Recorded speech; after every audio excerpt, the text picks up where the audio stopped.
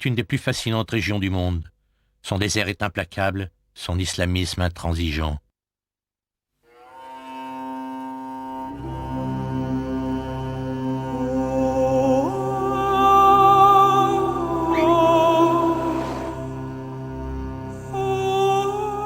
Le regard de l'ayatollah Khomeini semble à jamais posé sur ce pays qu'autrefois on appelait la Perse.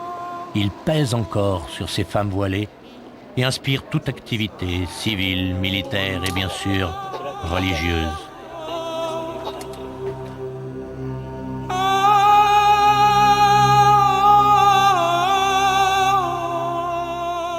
À la première halte de Zahedan, le rallye meurtri par le Pakistan fait ses révisions. Ainsi l'Italien Andrea Campagnoli, encore un qui a choisi l'incroyable et increvable de chevaux Citroën. Ma première voiture était une 2 chevaux. A été robuste et légère. Nous avons fait 8000 km dans l'Himalaya. Les routes étaient impossibles. Pas de route. Beaucoup de trous et de ravins. Et tout s'est bien passé. Nous espérons arriver à la fin et faire 10 000 km.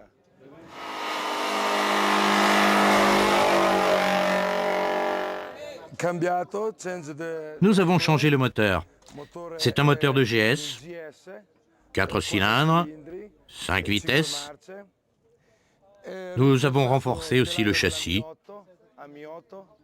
Et le reste est d'origine.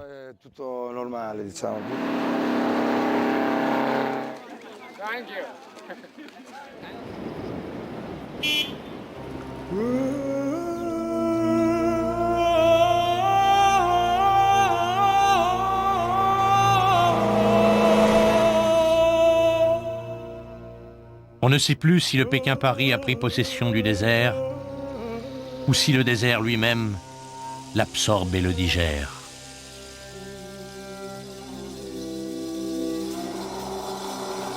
L'excellent état des routes iraniennes suffira-t-il aux plus puissantes voitures pour gagner du temps entre ces montagnes sèches et arasées par le vent?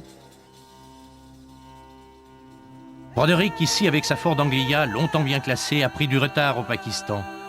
Hanelbauer n'attend plus lui que l'agrément du voyage au volant de sa BMW. La chaleur est accablante dans le désert du Dasht-e-Lut qui cerne le bitume brûlant.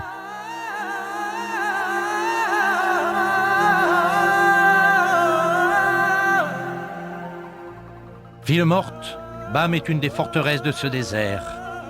Elle a été bâtie à sable pour mieux se confondre, sans doute, avec la terre aride qui la porte.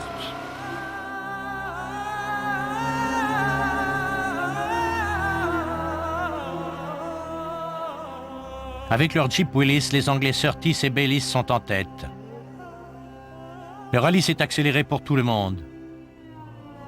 Mais c'est un plaisir de rouler sans se soucier des pièges de la route.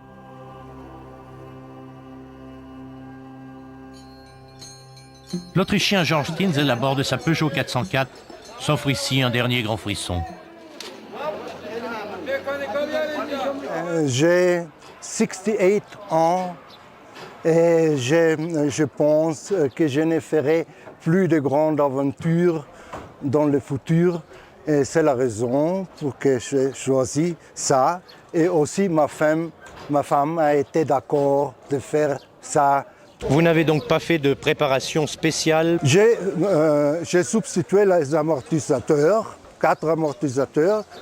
J'ai mis une plaque pour la protection des moteurs, des boîtes de vitesse. Et j'ai acheté 4 roues avec des tailles hivernales d'une compagnie autrichienne.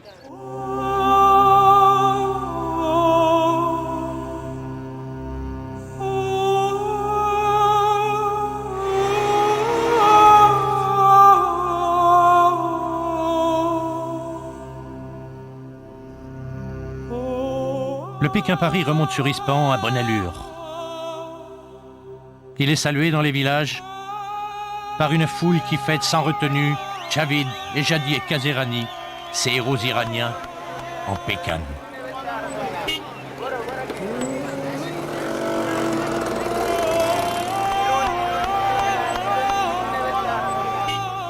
Il y a longtemps qu'une telle épreuve n'a pas traversé le pays.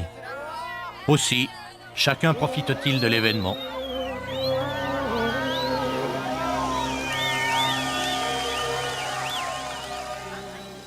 Hans Dichtel, le pilote autrichien de la Rolls-Royce Silverdown de 1950, est satisfait, lui.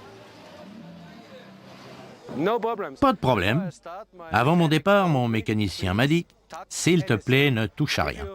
Si tu ne touches à rien, tu vas à Paris. Tu verras Paris. » De la belle sérénité d'Ispan, les concurrents ne profiteront pas longtemps.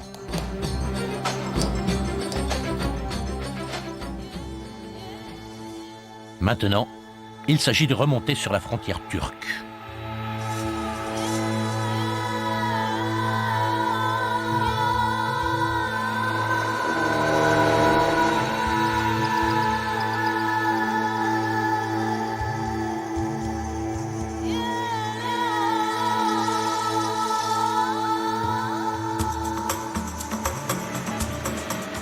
Encore 2 étapes avant d'arriver à Tabriz.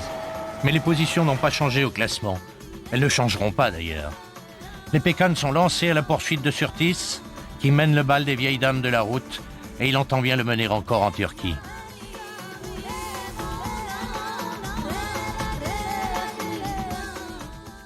La Turquie, ce n'est presque plus l'Asie, et ce n'est pas encore l'Europe.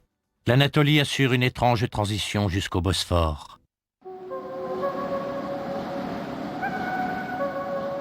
Oui, Surtis et sa Jeep sont bien là, toujours en tête, au pied du mont Ararat enneigé. L'Anatolie orientale, à la bordure nord du Kurdistan, accueille un rallye où la régularité et l'endurance, jusque-là, ont prévalu sur la vitesse.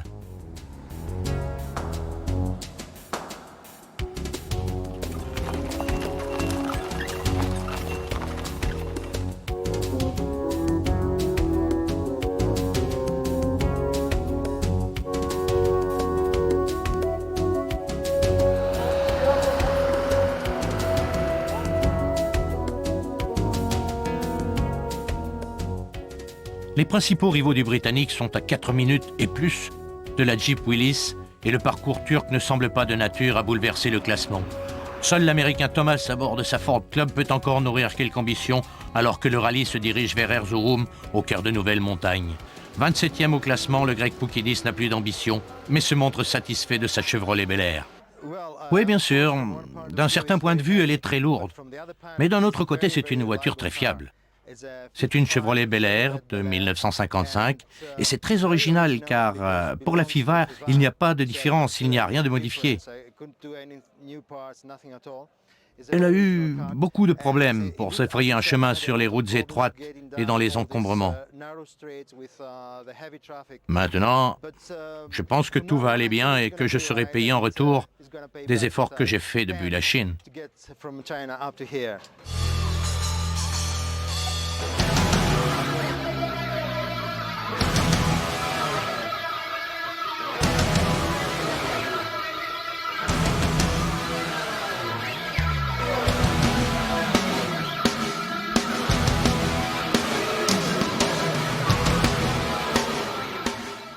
La Cappadoce attend sans impatience le Pékin-Paris et son défilé de voitures prestigieuses. Au bout de ce long chemin, un curieux pays.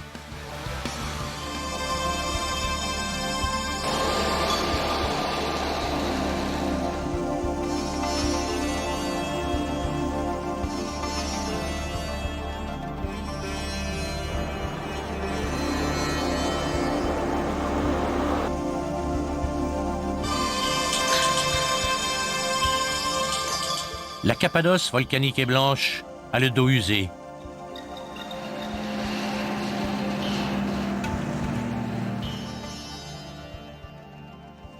Elle a un dos entaillé d'où saillent pêle-mêle de pâles effrayables vertèbres. Paul Minassian, lui, fonce maintenant vers Istanbul et le Bosphore.